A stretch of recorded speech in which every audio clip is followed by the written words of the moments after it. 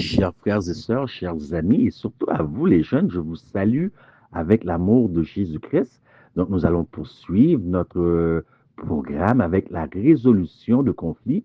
Cependant, avant de ce faire, vous savez, nous allons inviter la présence de l'Esprit de Dieu parmi nous afin de nous faire comprendre l'importance d'être imbu de la présence de son Esprit.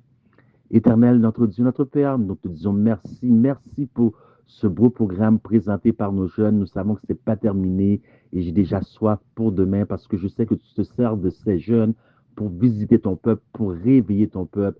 C'est une leçon pour nous, les adultes qui dorment. Donc, bon temps de Père Céleste, nous te demandons de bien vouloir continuer à nous conduire dans toute la vérité et de nous pardonner de toute offense, toute souillure, tout péché, toute iniquité. Au nom de Jésus, Amen. Chers amis, comme j'ai dit, nous allons considérer la résolution de conflits. Donc, il y a à peu près, je dirais, 17-18 ans de cela, peut-être 18, un peu moins, plus ou moins, 18-20 ans en tout cas.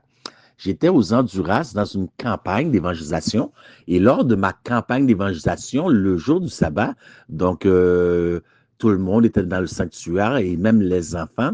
Donc, je voulais faire une histoire pour les enfants, pour les tenir, pour qu'ils ne se sentent pas ils sont mis à part du programme. Donc, j'ai amené 2 tubes de pâte à dents. Donc, j'ai appelé 2 jeunes en avant. Je leur ai dit de vider le tube de pâte à dents. Ils avaient 5 secondes pour le faire, OK? Donc, j'ai demandé à l'Assemblée de compter jusqu'à 5. Les jeunes pesaient sur le tube de pâte à dents, sur un carton où la pâte dentifrice tombait. Et puis, c'était les adultes, les adultes pouvaient voir que c'était déjà arrangé. C'était qu'ils devaient ils devaient participer avec moi pour dire que c'est une nulle. Donc, nous avons dit aux jeunes, c'est assez égal, il n'y a pas de gagnant, mais écoutez ce qu'on va faire pour trouver un gagnant. Nous allons recompter encore jusqu'à 5. Je vais vous demander de remettre toute la dentifrice que vous avez vidée, le remettre dans le tube. Celui qui va vous remettre plus de dentifrice dans le tube, cette personne-là sera vainqueur. Les jeunes se sont regardés d'un air mystérieux. Ils m'ont regardé confus. Ils m'ont regardé confus. Jusqu'à présent, semble-t-il que personne ne voyait le point. Je pensais au moins que les adultes seraient de mon côté, ils pourraient voir le point. Personne n'avait compris le point. Les jeunes regardaient, mais comment allons-nous remettre la dentifrice dans le tube de pâte à dents? Que nous dit la parole de l'Éternel? Colossiens 4:6. Que votre parole soit toujours accompagnée de grâce, assaisonnée de sel, afin que vous sachiez comment il faut répondre à chacun. Bien-aimés, par vos paroles se trouve la puissance et le pouvoir de la vie ou la mort. Une fois la parole sortie de votre bouche, comme cette compétition au tube de pâte à dents, une fois la parole sortie de votre bouche, vous ne pourriez plus jamais la remettre. Est-ce que vous comprenez le but et le pourquoi que j'avais fait cette histoire avec les enfants? C'était pour faire participer les enfants, mais la morale de l'histoire, c'était pour nous, les adultes.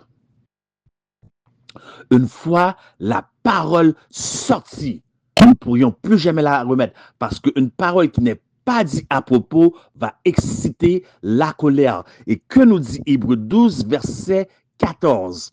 Recherchez la paix avec tous et la sanctification sans laquelle personne ne verra le Seigneur.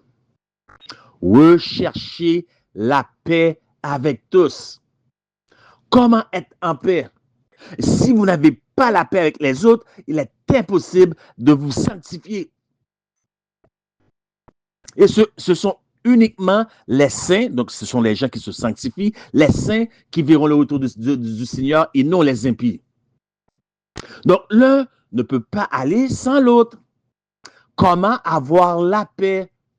Puisque les conflits, il y aura toujours des opportunités d'avoir des conflits. Où débutent les conflits? Les conflits débutent à cause des attentes. Des attentes qu'on se fait des autres. Mais par-dessus tout, les conflits sont le résultat d'un manque d'écoute. Aujourd'hui, on n'écoute plus. On écoute pour répondre. On a déjà une parole toute bien préparée qui roule sur le bout de la langue. Un verset biblique tout bien préparé qui roule sur la langue. On entend un mot et on oublie tout ce qui a été dit avant, tout ce qui a été dit après, parce qu'on n'écoute pas. L'art d'écouter. Écouter, je veux dire, est un art. Et si vous voulez vraiment comment je pourrais dire ça, j'engager dans cette œuvre, l'œuvre missionnaire médicale, c'est le qualificatif le plus important. Puisque vous allez être appelé à donner des traitements. Et aucune maladie ne peut être traitée, ne peut être soignée, ne peut être guérie si vous ne connaissez pas la cause. Si vous parlez constamment, vous ne savez pas écouter, vous n'allez pas savoir comment guérir aucune maladie. Parce que si vous laissez parler le patient suffisamment longtemps, le patient lui-même vous donnera son diagnostic sans même le savoir. Donc, les gens parlent, ils se dépêchent. Et pourquoi parlent-ils comme ça? Parce qu'ils s'exaltent. Ils s'exaltent comme Dieu. C'est l'ego. Moi, je sais tout. Moi, il faut que je donne une réponse. Moi, il faut que je parle. Il faut que je dise ça. C'est très difficile de tenir sa bouche en bride, bien-aimé. Voyez-vous, on dit souvent aux autres que lorsque les autres viennent se confier à nous, à cause qu'il y a un conflit entre une et une autre personne, pour les encourager, ne te fais pas pour ça. Il est comme ça, mais ne te fais pas pour ça, ne te laisse pas déconcentrer, ne te laisse pas décourager. L'Église est un hôpital. Combien d'entre vous ont entendu cette phrase? L'Église est un hôpital. L'Église est un hôpital pour les autres. Lorsque ce sont les autres qui ont des problèmes, lorsque ce sont les autres qui sont dans les conflits, mais nous qui causons les conflits, on ne dit pas ça, hein? On ne dit pas ça, mais est-ce que si l'Église est un hôpital avec des gens de toutes sortes de gens, et je vais vous donner des exemples de quelles sortes de gens qu'il y a dans l'Église, et ces gens-là, Christ ne leur tourne pas le dos. Donc, vous devez apprendre à vous supporter les uns les autres. Donc, s'il y a beaucoup de conflits au sein de l'Église, l'Église est conflictuelle. Est-ce que cela veut dire, parce que nous savons que Dieu ne peut pas demeurer dans un lieu de désordre, dans un lieu chaotique. Et pourtant, Exode 25, verset 8 nous dit clairement, prenez en considération encore une fois que l'Église est un hôpital, ils me feront un sanctuaire afin que je demeure avec eux. Le mot demeurer doit être remplacé par le mot tabernaculer. Ils me feront un sanctuaire afin que je demeure avec eux. À quoi servait le sanctuaire? Le sanctuaire était utilisé journalièrement pour le service, pour le pardon des péchés, où du sang était versé continuellement. Le service du sanctuaire, puisque le pécheur présentait un animal expiatoire, il confessait son péché, par la foi, il devenait pur et le salaire du péché, c'est la mort, l'animal devait mourir. C'est une représentation de l'œuvre que Jésus allait venir faire sur la terre.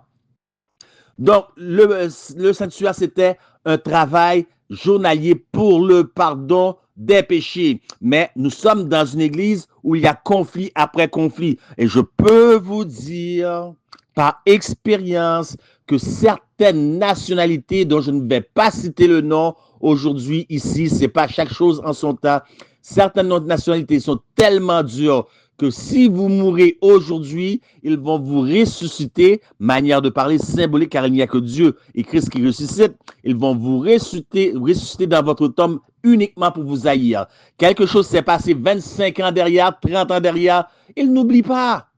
Ils ont le cœur dur. Mais le pécheur, lorsqu'il rentrait dans le sanctuaire, il était purifier. Parce que c'était ce que Dieu avait mis sur pied pour le pardon de nos péchés. Cependant, ce que beaucoup de gens ignorent, vous pouvez aller dans le sanctuaire symbolique ou le sanctuaire des types de Lévitique 16, par exemple, OK, et confesser tous les péchés que vous vouliez.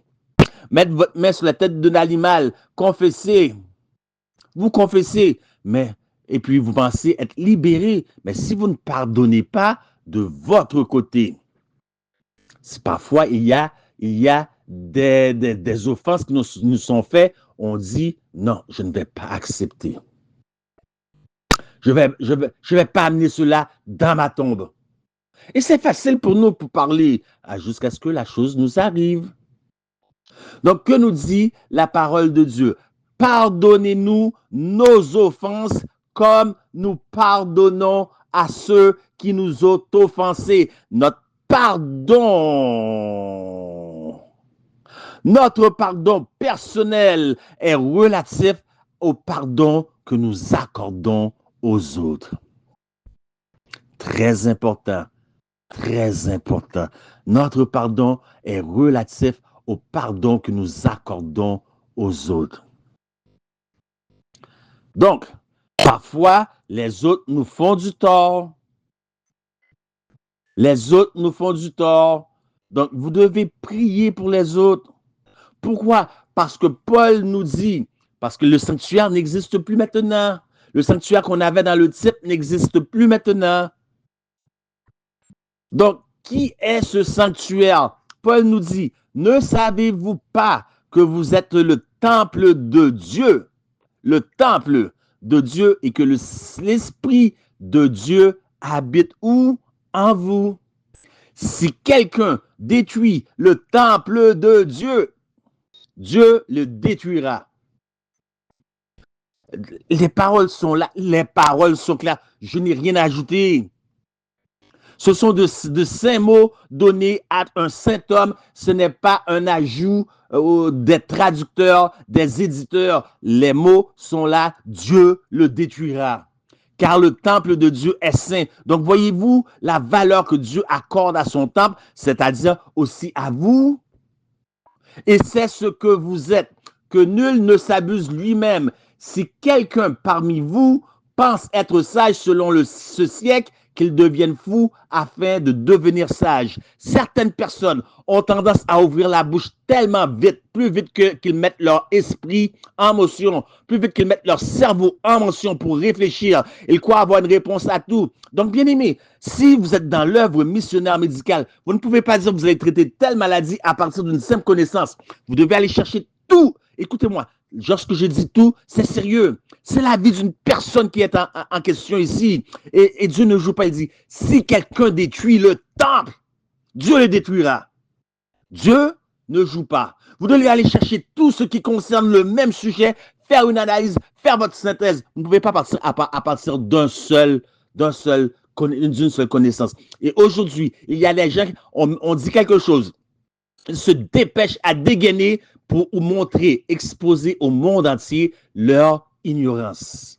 Ils ne vont pas chercher tout ce qui se réfère aux alentours qui parlent du même sujet.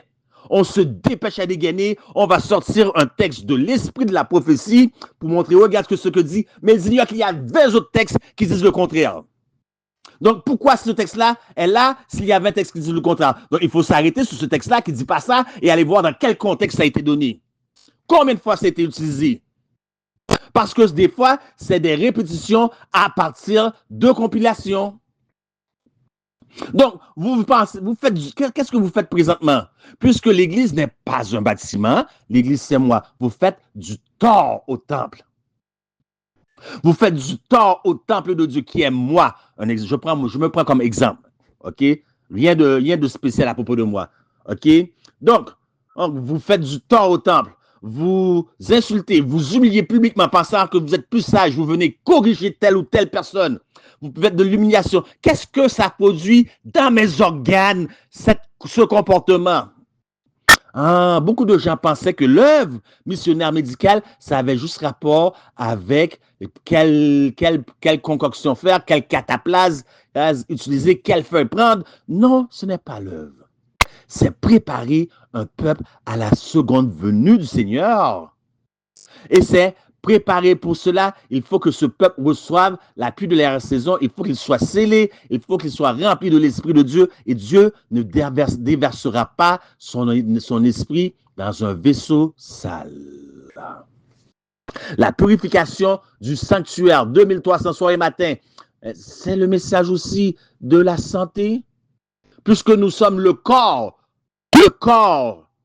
et Christ est la tête. Donc, lorsque vous faites du mal parce que vous voulez abaisser, humilier, montrer comment vous êtes plus intelligent qu'un autre, mais vous ne savez pas quel tort vous causez dans les organes, parce que vous allez voir, chaque organe peut être affecté par quelque chose, par une émotion. Par exemple, la peur va affecter les reins. Le stress va affaiblir le cœur. La colère va affaiblir le foie. La douleur, la souffrance va affaiblir les poumons. Donc, les gens se croient plus sages. Ils ont toujours quelque chose à faire pour montrer à l'autre, je suis mieux que toi, je suis plus sain que toi. Répétition sur répétition, répétition. Après un certain temps, les gens se demandent, est-ce que c'est personnel? Est-ce que ce frère-là a quelque chose contre moi? Qu'est-ce que vous faites? Vous détruisez le temple. Marie, chaque fois que vous frappez vos épouses, vous leur donnez un œil au beurre noir, vous leur gonflez la lèvre, vous leur pétez les côtes. Vous faites du tort au temple. Celui qui détruit le temple de Dieu, Dieu le détruira. L'Éternel ne joue pas. Est-ce que Dieu va venir et vous détruire comme tel avec un coup de quelque chose? Non, il va simplement se retirer son esprit de vous. Vous allez vous détruire, autodétruire tout seul parce que Dieu le permet. Donc, il faut savoir comment traiter les autres. Donc, si dans les temps bibliques, on était tellement hospitaliers les uns avec les autres, de sorte que c'était la coutume, lorsque quelqu'un, un étranger, venait et que vous l'accueilliez, vous deviez protéger cet étranger tant et aussi longtemps qu'il était sous votre toit avec votre vie. Si vous ne voulez pas le protéger avec votre vie, c'est à vous de ne pas l'accueillir. Et si vous ne l'accueillez pas, vous ne montrez pas l'hospitalité. Donc, d'une manière ou d'une autre, vous êtes dans une impasse. Il fallait le protéger avec votre vie. Est-ce que nous nous protégeons les uns les autres avec notre propre vie? Sommes-nous le gardien de notre frère? Écoutez ce que l'eau dit aux gens qui ont assailli sa maison lorsque les anges sont descendus chez lui. Il dit, voici, j'ai 2 filles qui n'ont point connu d'homme, je vous les amènerai dehors. Et vous leur ferez ce qu'il vous plaira. L'eau savait que les hommes étaient avides. Il savait que les hommes avaient un appétit sexuel dépravé. Il dit, je vais vous les amener. Ils n'ont pas connu d'homme, je vais vous les amener dehors. Faites ce que vous voulez avec mes filles.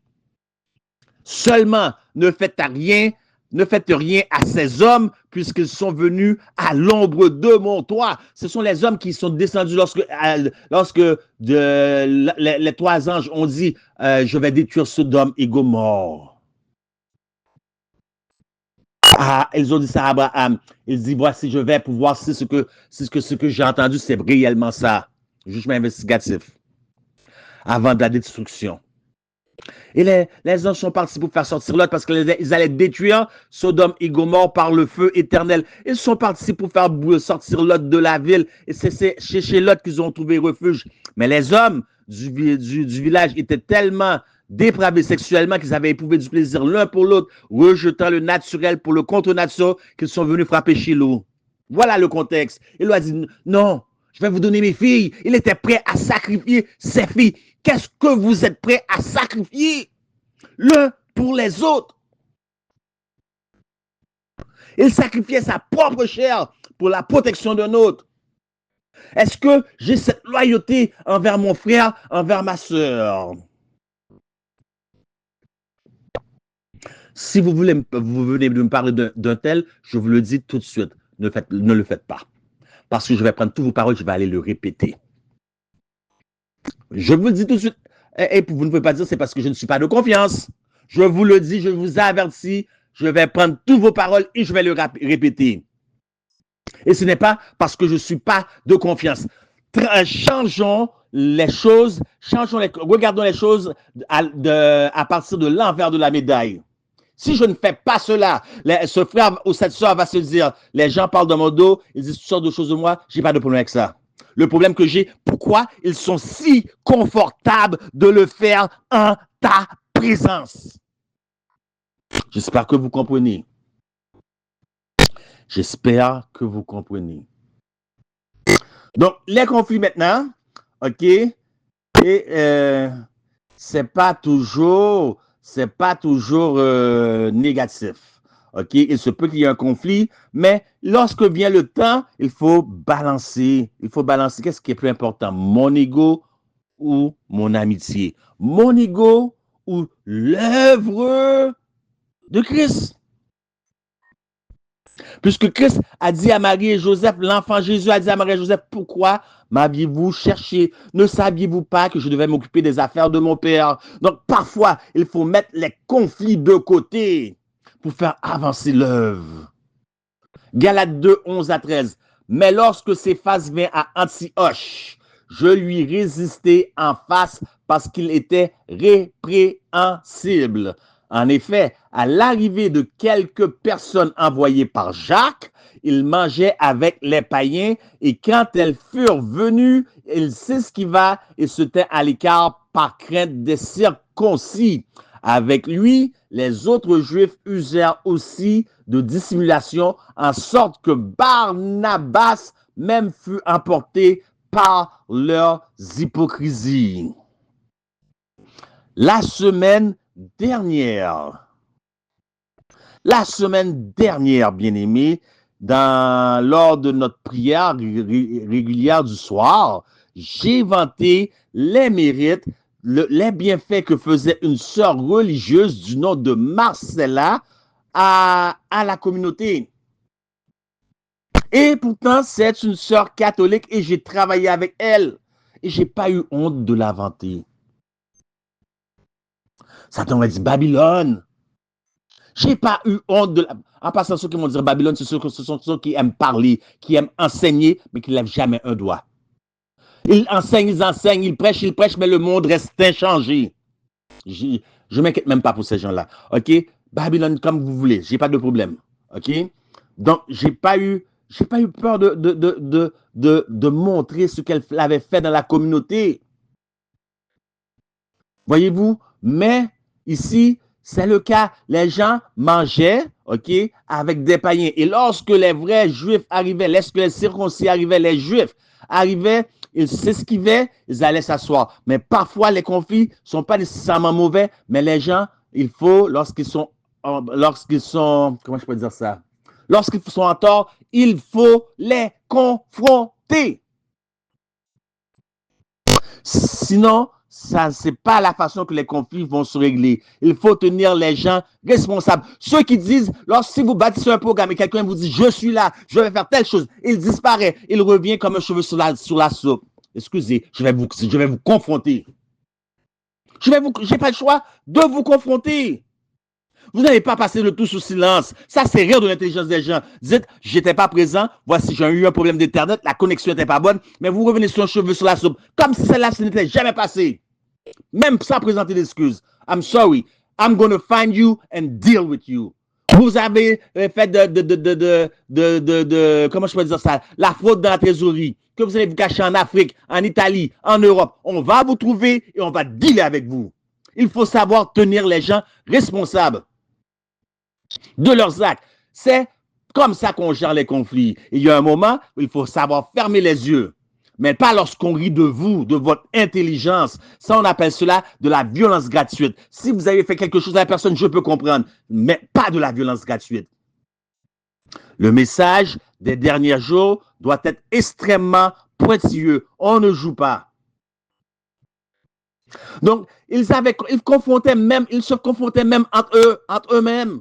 Les disciples, parce que un était répréhensible. Lorsque vous ne reprenez pas l'autre, vous ne faites pas un service. Vous n'êtes pas là pour son salut. Il faut l'affronter. Ce que tu fais, mon frère, c'est pas bien. C'est pas bien ce que tu fais. Et si vous n'affrontez pas, vous ne confrontez pas la personne, peu importe quel programme qu'elle mène dans un autre channel, dans un autre groupe, elle a son ministère, peu importe. Peut-être cette personne, et puis cette personne va vous communiquer, vous n'allez avoir aucun intérêt à cette personne. Et qui sait, si cette personne avait un message spécifique pour vous, pour que vous partagez, que vous auriez pu partager avec le monde entier, mais vous avez fait fi de toute cette personne à cause de ce que vous avez vu de cette personne.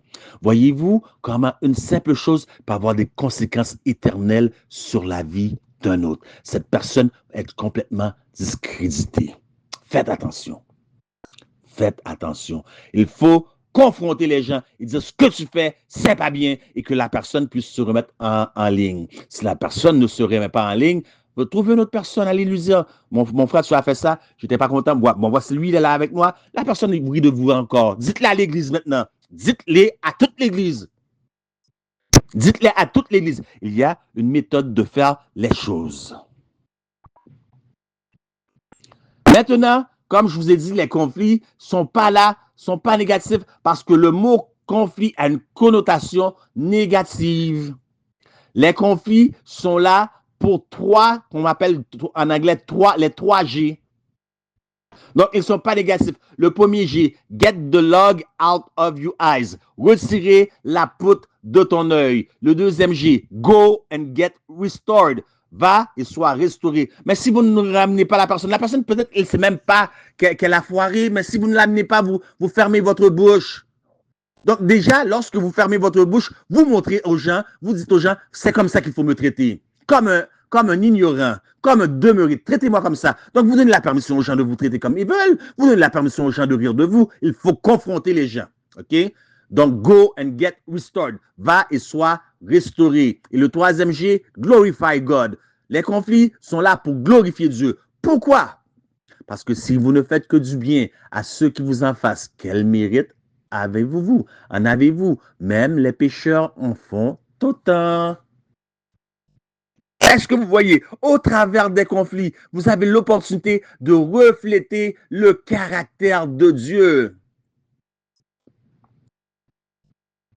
To give glory to God is to make him known. 7 Bible commentary. À glorifier Dieu dans le message du premier ange. Ce qui est notre message, c'est de le faire connaître.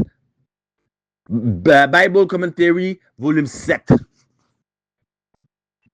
Vous voyez, je le dis par cœur, parce qu'il y a des choses que vraiment qui me touchent parfois lorsque je lis. Parce que je ne fais pas juste lire. Les gens lisent, ils ne prennent pas le temps de mastiquer ce qu'ils lisent. Donc, d'où vient maintenant officiellement les conflits? Genèse 11, verset 4. Ils dirent encore, allons, construisons-nous une ville et une tour dont le sommet touche le ciel et faisons-nous un nom. Est-ce que vous voyez d'où viennent les conflits? Tous veulent se faire un nom, afin de ne pas être dispersés sur la surface de la terre. D'où viennent les conflits? Faisons-nous un nom, le moi. Qu'est-ce qu'on voit? Qu'est-ce qu'on retrouve dans le moi? L'ego. C'est l'opposé du message du troisième ange, où Dieu prend toute la gloire de l'homme et l'étale dans la poussière du sol pour faire pour l'homme ce que l'homme ne peut pas faire pour lui-même. Il n'y a rien d'important autre que le salut. Si vous avez marché sur cette terre, je ne sais pas pendant combien de temps, 25, 30, 40, 50, 60, 70 ans, et que vous n'êtes pas sauvé, il vaudrait mieux pour vous de n'avoir jamais connu ou existé. Les ministres et les ministères d'aujourd'hui, c'est l'exaltation du moi. Les amitiés aujourd'hui sont pas sincères. Encore une fois, le moi. Dans la vie matrimoniale, je vais prendre par exemple dans la vie matrimoniale, la sexualité. Encore une fois, le moi. Puisque, un exemple, une femme qui dit non à son mari ce soir, Le mari n'est pas capable de recevoir le non, parce que le non veut dire tu me rejettes. Donc, il ne peut pas faire la distinction entre le rejet de lui-même et le rejet d'une proposition, le moi. Et qu'est-ce que nous dit les commandements de Dieu pour un peuple comme le nôtre? Nous sommes les récipiendaires de la loi de l'Éternel. Tu n'auras pas d'autre Dieu devant ma face. Donc, comment se développe un conflit? Encore une fois, c'est le moi. Le conflit se développe par ce qu'on appelle la progression d'une idole. Donc, une idole, c'est un autre Dieu. Qui est cet autre Dieu? L'ego, le moi. Donc, ce n'est pas Christ qui est assis sur le trône, c'est le moi. Et comment elle se développe? Elle se développe par le jeu. 4 jeux. Le premier jeu, la première étape d'un conflit, je désire. Lorsque vos désirs ne sont pas rencontrés, j'exige. Lorsque vos exigences ne sont pas rencontrées, je juge. Comment se fait le juge? Par un mot, un simple mot, le mot si. Et lorsque le jugement n'est pas rencontré, d'ailleurs, lorsque vous êtes arrivé à la phase du jugement, vous êtes à la phase critique. Lorsque le jugement n'est pas rencontré, je punis. Encore une fois, le moi, le premier, je désire. Je désire être reconnu pour mes bonnes actions. 2, j'exige. J'exige qu'on reconnaisse que je fais du bien autour de moi. 3, je juge. Si ce peuple était dans la gratitude, il n'agirait pas ainsi. Je punis, donc je tourne le dos. Donc, si cet homme était vraiment ce qu'il dit, il ne me parlerait pas comme ça. Si cet homme était vraiment, si cette femme était vraiment, si. Qu'en est-il dans les couples? Si mon mari m'aimait vraiment, il n'agirait pas comme ça. Il ne penserait pas comme ça. Regarde la voisine d'en face, comment son mari la traite. S'il m'aimait vraiment, je punis. Chérie, non, pas ce soir. Pas ce soir. J'ai mal à la tête. Oh, certaines femmes se servent de leur corps comme une arme. Une arme de destruction massive. Ou parfois, c'est au tour de l'épouse. L'épouse, elle va se coucher pour dormir. Elle dit à son mari, est-ce que tu viens? Mais pour le punir, elle dit, attends, il y a un bon film, j'arrive. C'est faux, il n'arrive pas. C'est pas parce que le film est bon, parce qu'il veut la punir pour la faire dormir seule. Le si, est-ce que vous voyez les conflits, le si comme elle est dangereux, mais comme je vous dis, c'est la phase la plus critique dans le conflit. Voilà pourquoi, lorsque vous le voyez, coupez-le immédiatement. Luc 7, verset 39. Le pharisien qui l'avait invité, voyant cela, dit en lui-même, si cet homme était prophète, il connaîtrait qui et de quelle espèce est la femme qui le touche. Il connaîtrait que c'est une pécheresse. Donc, comment se développent les conflits? La première chose à savoir, ce sont les attentes. D'où viennent Jacques 4, verset 1? D'où viennent les luttes et d'où viennent les querelles parmi vous? N'est-ce pas de vos passions qui combattent vos membres? Donc, bien aimés, les commandements de Dieu sont clairs. Vous n'aurez pas d'autre Dieu devant ma face, vous ne vous prosternerez point devant elle, vous ne vous ferez point d'image taillée. Les gens se sont fait une image taillée de vous. Parce que vous êtes un homme de Dieu, vous êtes censé être doux comme un agneau, de sorte que les gens peuvent vous piler comme un tapis, marcher sur vous. Non. Et puis vous réactionnez, ils sont surpris parce qu'ils ont une image taillée de vous dans leur esprit. Et lorsque vous réagissez, ils disent, ah, cet homme-là, c'est un bluffeur, c'est pas un homme de Dieu.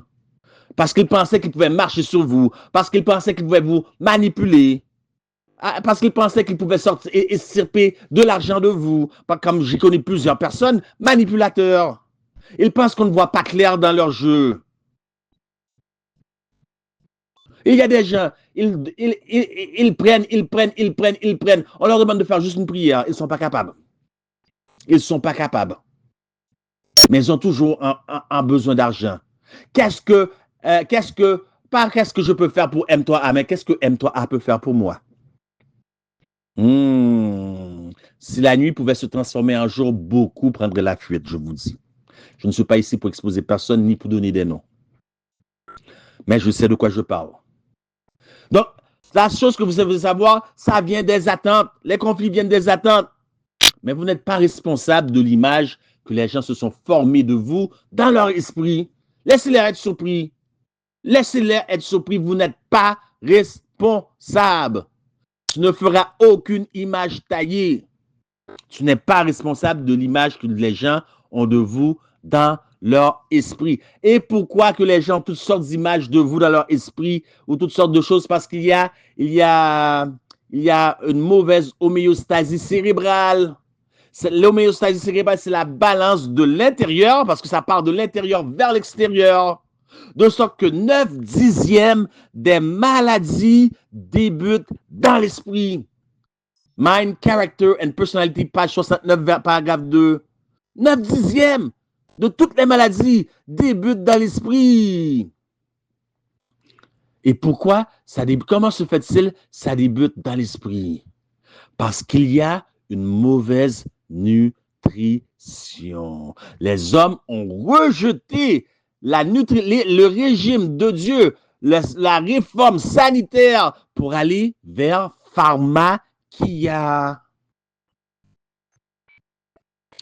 Que nous dit encore Ministry of Healing, ministère de la guérison en anglais, page 241, paragraphe 2. La maladie est parfois produite et souvent aggravée par l'imagination. Beaucoup sont malades. Deux témoignages, page 247, paragraphe 2. Beaucoup sont malades physiquement, mentalement, moralement, parce que leur attention sont focus uniquement sur eux-mêmes, comme s'ils étaient le centre de l'univers. Et que vivent les organes? Que subissent les organes? Par rapport aux émotions, l'intestin, le large intestin, la frustration. La frustration va débiliter, si je peux dire cela en français, je ne sais pas si c'est en espagnol, affaiblir le large intestin. Les conflits vont affaiblir le cœur. Le petit intestin, mauvaise concentration, les problèmes mentaux vont affecter, parce que ça vient des éléments extérieurs. La dépression, la solitude affaiblit le cœur. Est-ce que vous voyez, la liste est longue? Le ressentiment affaiblit la vésicule biliaire. L'arrogance, le manque de compassion, la colère, la haine va affecter votre foie. Bien aimé, le foie, c'est la tour de contrôle de tout le corps. Faites attention. Faites-y attention. Faites-y attention. Être constamment suspect. Là, on peut être deux, on parle, on regarde dans une direction et l'autre personne dit, mais il parle de moi là. Mais vous êtes qui? Vous n'êtes pas le centre de l'univers. Vous n'êtes pas le centre de l'univers. C'est des choses qui vont affecter votre estomac, cette façon de penser. Donc, d'où vient cette façon de penser qui est une distorsion de la réalité, c'est un problème d'homéostasie cérébrale, des intestins. Des intestins, ce qui descend dans les intestins, c'est les aliments que vous y mettez. Tout vient à partir de vos intestins, qui est votre deuxième cerveau. Vous devez bien le nourrir. Et quels sont les résultats des maladies qui découlent des conflits? L'obsession de soi, la dépression, des attaques d'angine, des douleurs lombaires, l'anxiété, la psychose, maladie mentale, ce qu'on appelle borderline personality disorder. Comment je peux bien vous traduire cela, borderline? Comme une personne avec plusieurs personnalités, mais un peu, on appelle ça limite. Est-ce que vous voyez?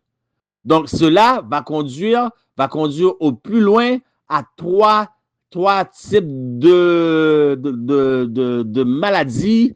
Je ne sais pas si vraiment on peut traduire ça par maladie, qui s'appelle le triade noir ou de dark triad, le triade sombre. Et lorsqu'on parle du triade nord, on ne parle pas d'un gang de rue à Vancouver, à British Columbia au Canada, ou à Montréal, le triade noir de gens asiatiques, de Chinois. Ce n'est pas dans le même sens qu'on parle de triade noire. Ce n'est pas les triades noires, les gangs de rue de Los Angeles. C'est pas ça. C'est triade. Tri vient du mot, on trouve le mot trois. C'est une combinaison de trois aspects mentaux qui font ravage. La psychopathie, le machiavélisme et le narcissisme. Il y a des gens qui sont tellement narcissistes. Oh!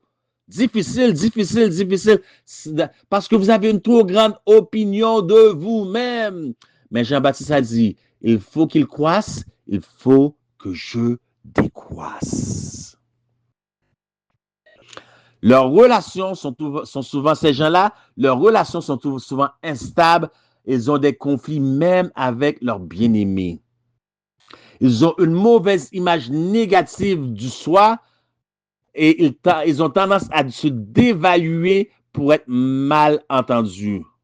Leurs humeurs sont constamment changeables. Ils peuvent être de bonne humeur et d'un seul coup, ils deviennent irritables, tristes ou anxieux. Ils ont des explosions de rage. OK? Et les gens qu'ils aimaient, ils commencent à les haïr. Ils sont hostiles, rigides, avec une attitude rigide. Ils sont toujours déterminés à avoir la dernière parole. Parfois, on ne peut même pas leur dire quoi que ce soit. Ils ont toujours quelque chose à répondre. C'est eux qui doivent avoir le dernier mot. Parce qu'ils pensent qu'on les attaque. Ils se sentent toujours attaqués. C'est dégoûtant. C'est pas plaisant des gens comme ça. C'est pas plaisant. Donc, d'ailleurs, ça vous tire de l'énergie. Ça siphonne votre énergie personnelle. Ils changent tout le temps d'idées. Ils ont de la difficulté à tolérer certaines émotions. Ils sont impulsifs et autodestructeurs dans leur comportement. Ils vont tomber souvent dans l'addiction, l'excès d'alcool, de drogue ou de médicaments. Donc, comment traiter et gérer les conflits? Il y a 3 méthodes de gestion de conflits. Ce qu'on appelle la réponse de fuite, la réponse des pacificateurs et la réponse attaque. La réponse de fuite, le suicide, le retrait de soi, le déni. OK? La réponse attaque, c'est des assauts, des litiges ou le meurtre. La réponse des pacificateurs, comment c'est bien ça? Peacemaker, pacificateur, overlook. Il est de la gloire d'un homme de regarder au-delà d'une offense. Livre des Proverbes. Tapez-le. Moi, je le dis de mémoire. Il est pour la gloire d'un homme de passer au-dessus d'une offense. It is for men's glory to overlook an offense. La femme prise en flagrant adultère, en flagrant acte d'adultère fut amenée à Jésus.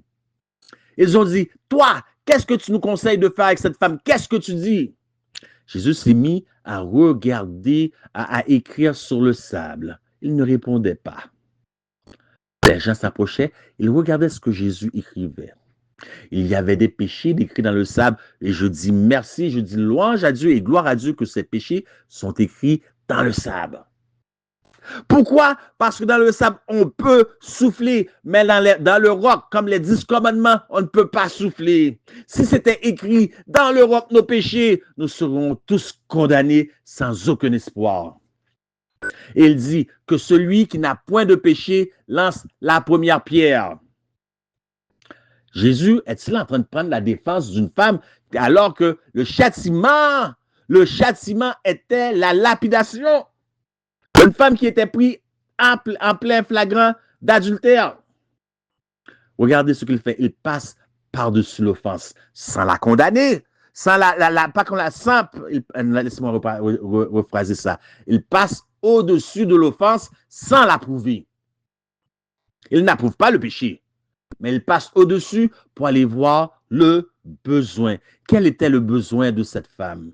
Le besoin de pardon. Nous allons voir que fait le manque de pardon. Je crois que nous l'avons déjà vu. Nous l'avons déjà vu, le manque de pardon, qu'est-ce que ça fait? Des angines lombaires, il me semble que je l'ai dit, sinon je vais le redire. Des angines lombaires, des douleurs. Ah, je ne l'ai pas dit. Ben, c'est seulement là, dans les prochaines PowerPoint, ça va s'en venir. Donc, il passe par-dessus pour voir le besoin, besoin d'être aimé, besoin d'amour, besoin de pardon. Et puis, uniquement après, il donne la prescription médicale. Va et ne pêche plus. Donc, la réponse pacificateur, c'est l'overlook. On regarde par-dessus. Réconciliation et la médiation. Donc, je reprends pour vous.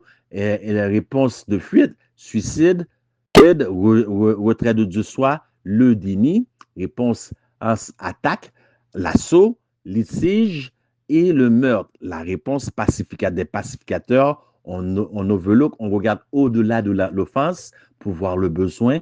OK, réconciliation et la médiation. Donc, comment solutionner un problème? Premièrement, il faut engager le moins de gens possible.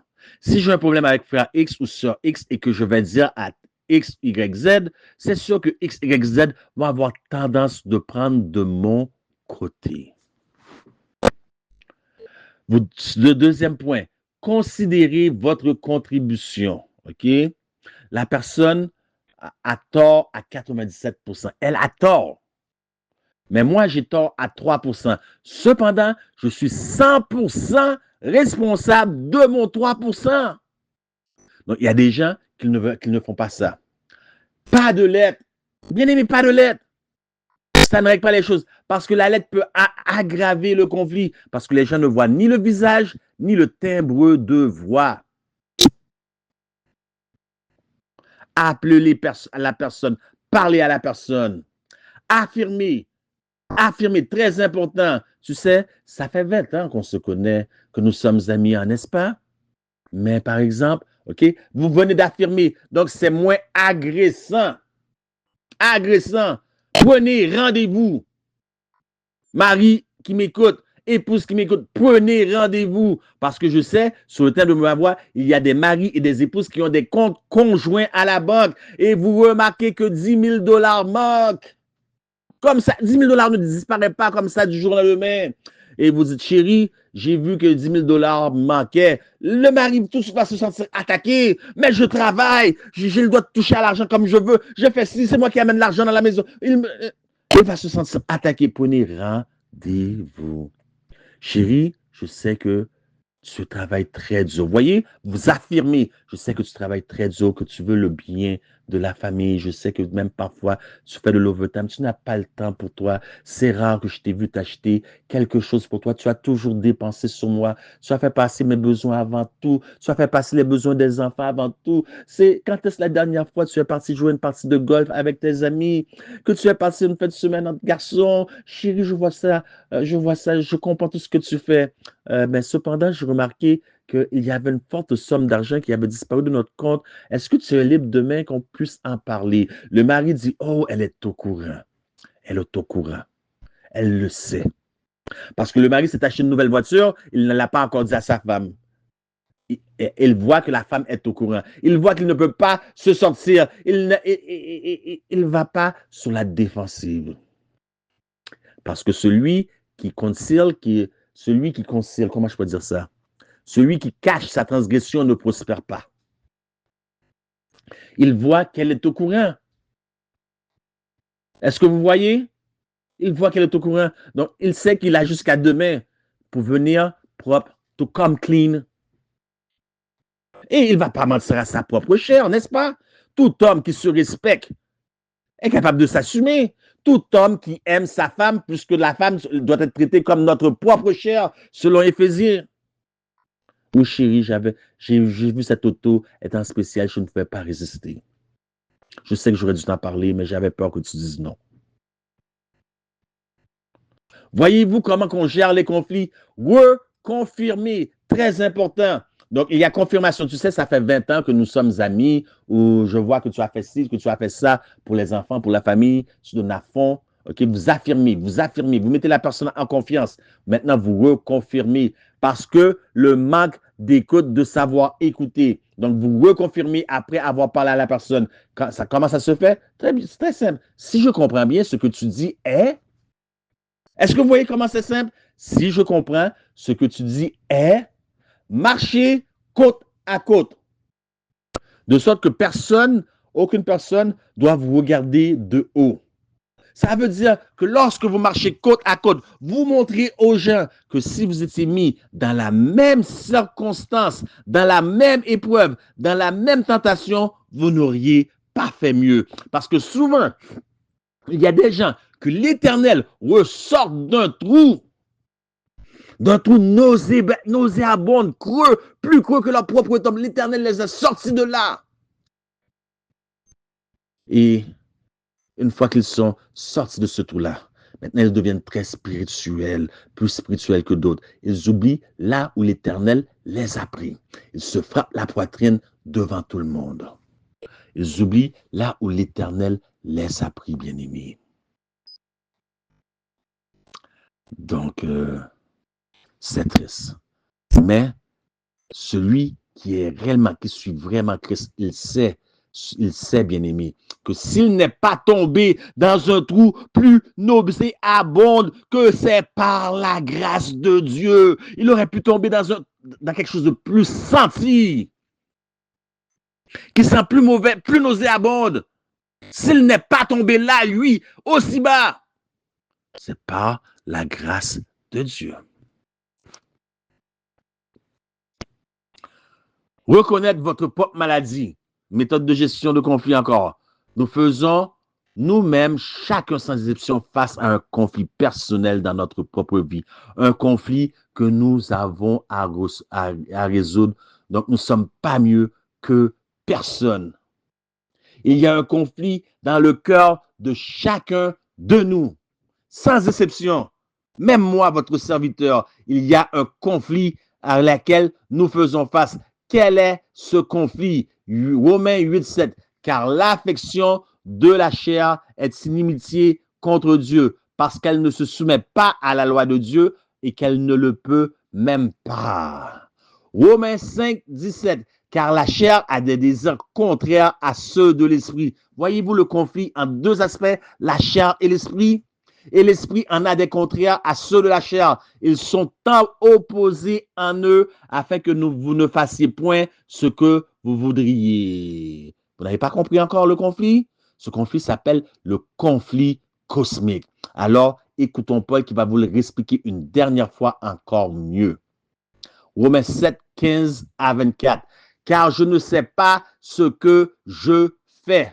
Je ne fais point ce que je veux et je fais ce que je hais. Y a-t-il quelqu'un d'entre nous qui prend plaisir à pécher?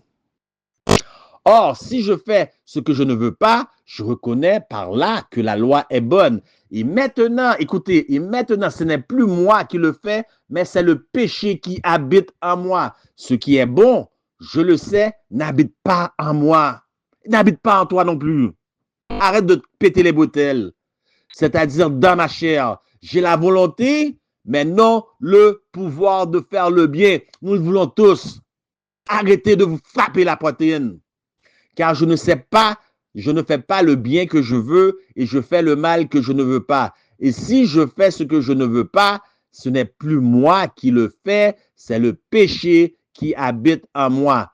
Je trouve donc en moi cette loi. Quand je veux faire le bien, le mal est attaché à moi. Car je prends plaisir à la loi de Dieu selon l'homme intérieur, mais je vois dans mes membres une autre loi qui lutte contre la loi de mon entendement et qui me rend captif de la loi du péché qui est dans mes membres.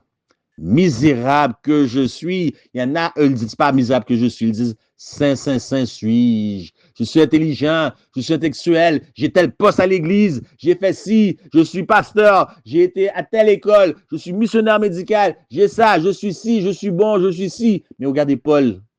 Est-ce que un seul d'entre nous peut se mesurer à Paul? Bien que nous sommes appelés à nous mesurer à Christ. Regardez Paul, misérable que je suis. Écoutez son cri, misérable que je suis. Qui me délivrera du corps de cette mort? Mais béni soit l'Éternel.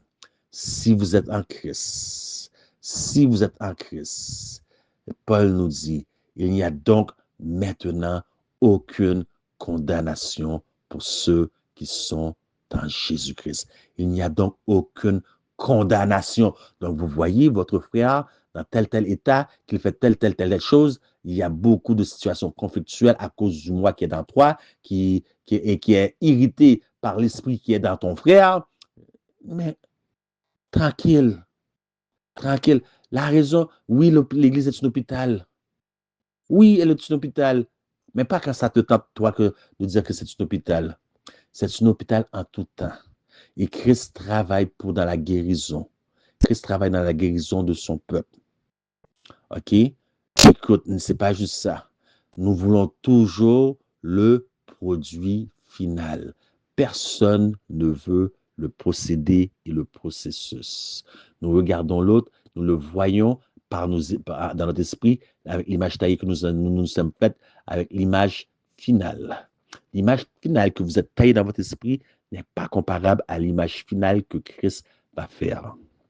L'œuvre que Christ va faire en nous, l'œuvre, l'espérance de gloire. Cessez de vouloir le produit final et apprenez à accepter le processus parce que le mari n'a pas terminé, Christ n'a pas terminé avec votre mari. Christ n'a pas terminé avec votre épouse. Trop de divorces.